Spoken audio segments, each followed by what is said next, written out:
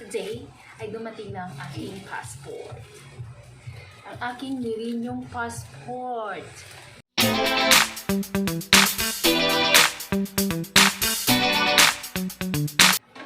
Hello mga KaBlooming Mama. Welcome to my channel, The Blooming Mama. Ngayon ay masaya ako dahil dumating ng aking passport.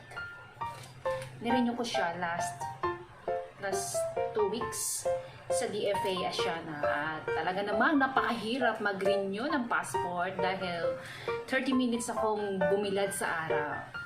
Kaya eto, dumating na siya. Buksan na natin. Siyempre na ako dahil dumating na ang ating passport. Yes! Ito na siya, mga KaBlooming. 10 years.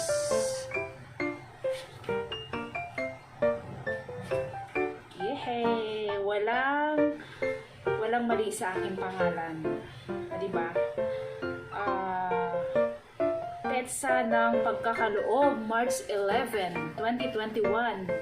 Petsa ng pagkawalang visa, March 10, 2031. Travel na ulit tayo, mga blooming mama.